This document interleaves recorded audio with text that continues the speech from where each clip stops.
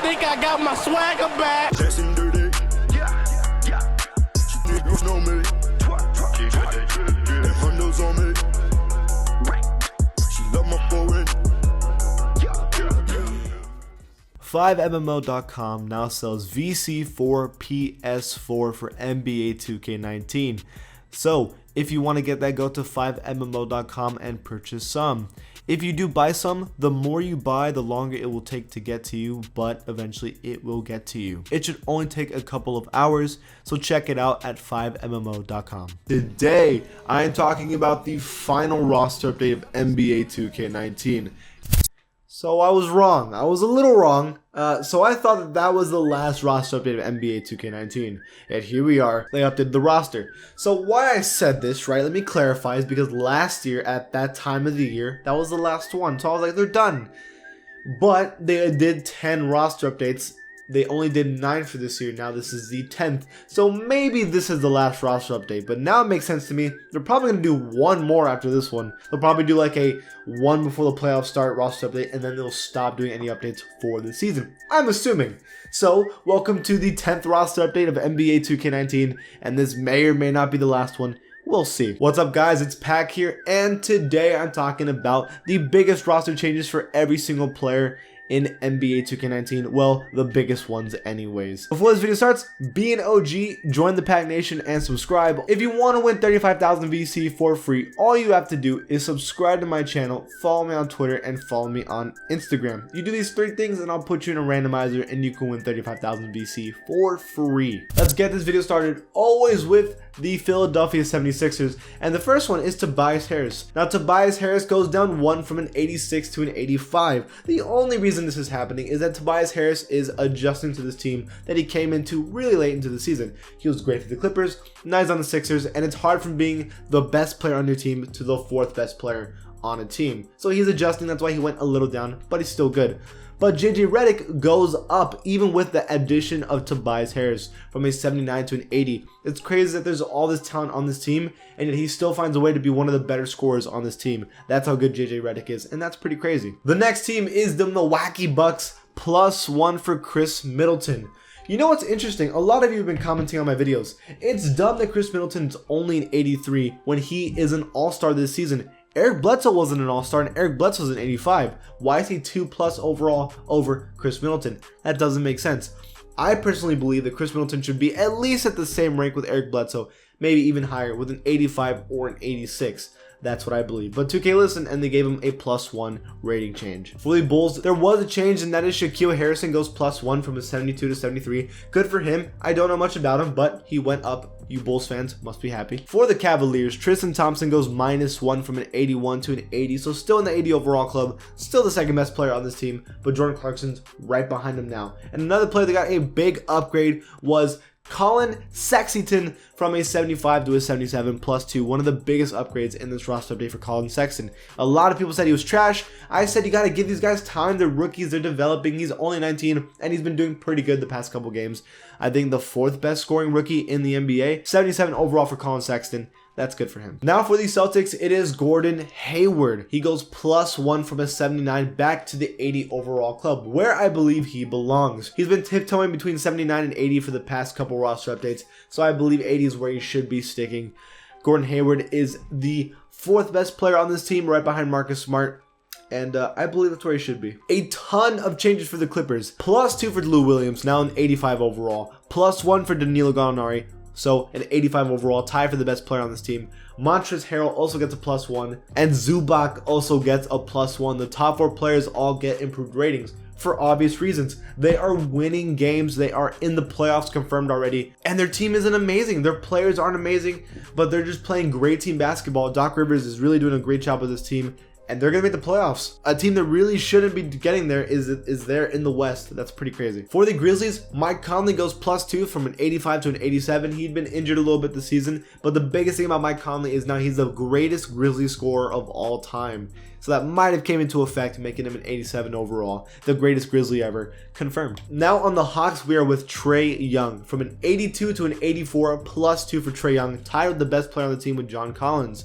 The Kia rookie ladder has Trae Young as the rookie of the year, even though I think it should be Luka Doncic. But Rookie of the year, according to the Kia ladder, Trae Young.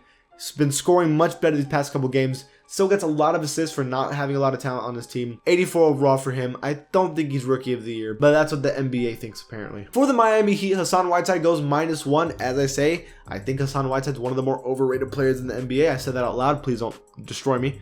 Dwayne Wade goes +2. Now the second best player on this team. None of that matters. In reality, it should be Goran Dragic. He has had no rating change. He's just back on the roster without an injury, but he is the best player on this team, I believe, scoring wise, and he should have his rating bumped up really soon. If they have one more roster update, they really should update Goran Dragic, in my opinion. For the Charlotte Hornets, Malik Monk goes -1 from a 76 to a 75 because why not? For the Utah Jazz, Joe Ingles goes -1 from a 79 to a 78. I haven't seen that Jingles power as they usually pulls out during this time of the year, but in the playoffs he might surprise everyone. So I don't think that rating change means too much, but we need to see a little more from him when it comes playoff time. Speaking of playoffs, the Kings are not going to make it, but they have been trying so hard, and Marvin Bagley III gets a +1 from an 80 to an 81 overall. They're all trying their hardest. They have a good team. They've been working hard, a great coach.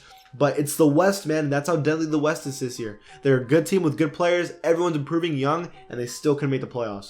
So that's a shame for the Kings. For the New York Knicks, Mitchell Robinson goes +1 from a 75 to a 76. There's some crazy stats for Mitchell Robinson we need to talk about.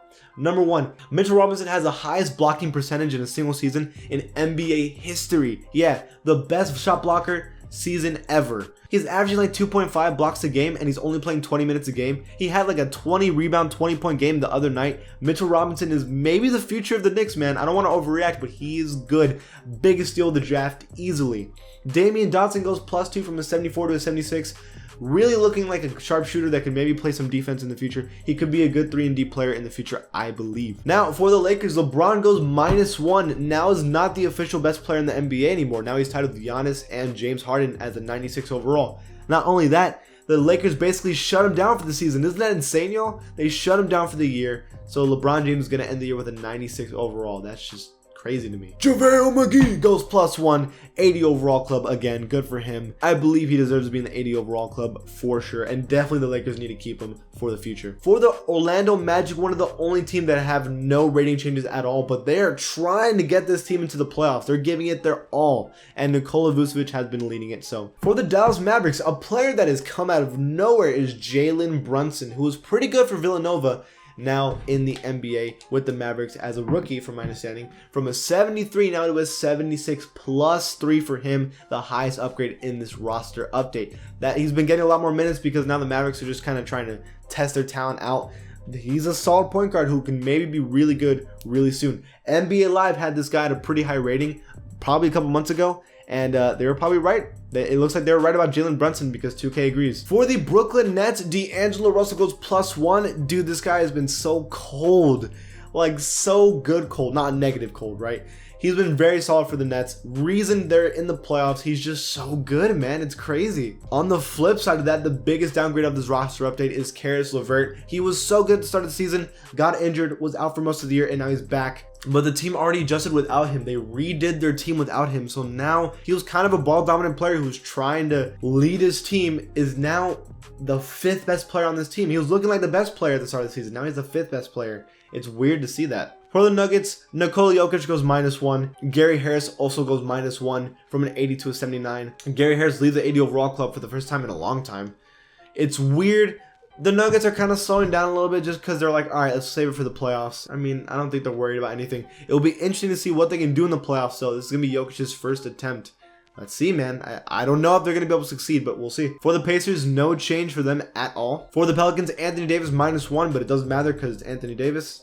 Who cares? Elfrid Payton goes +1 though from a 76 to a 77. He had 5 games in a row where he had a triple-double. The only other players to ever do that was Oscar Robertson and Russell Westbrook, and I think Magic Johnson, and that was it. Elfrid Payton's the only other player to do that with those players. That's insane to think about. Elfrid Payton could be really good in the future. For the Pistons, Reggie Jackson goes +1 from a 79 to an 80. Joins back to the 80 overall club. And of course, it's because all these players are starting to kind of work together again. They flipped the switch after the All-Star break, and Reggie Jackson was one of those players. Marc Gasol goes -1. Again, when a player is traded to a new team, it's always hard for them. The same with Tobias Harris to adjust fully to to this team, so I get why they dropped his rating for 1. That's fine. The Rockets lowered Nene's rating -1 from a 74 to a 73. I don't think that matters too much. He's been whatever this season anyway. So for the Spurs, I told y'all LaMarcus right now is the best Spur in the NBA. And I was right, and 2K agreed, because +1 for LaMarcus Aldridge from an 87 now to an 88. He's been having really good scoring games the past couple games because they've been trying to solidify their spot in the playoffs. And it's because LaMarcus has been leading the charge. +1 for LaMarcus Aldridge to an 88, better than DeMar DeRozan. Devin Booker +1 because at the end of the year, he loves to go for crazy scoring moments because he's like, who cares about the season anymore? Let me try to go off.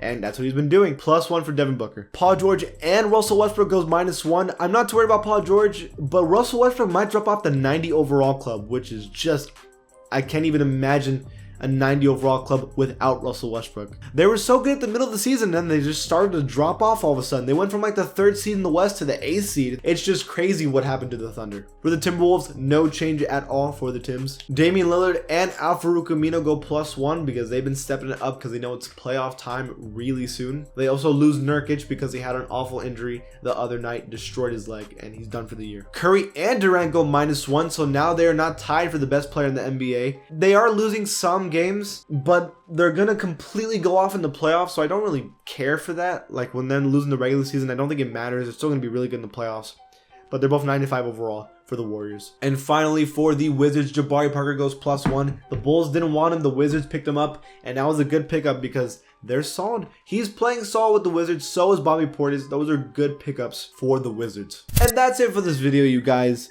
What do you guys think about this roster update? Leave it in the comments below. And if you like my channel, give it a sub. And I'll see you guys next time. I think I got my swagger back. Dancing dirty. Yeah. Niggas know me. Them hundos on me.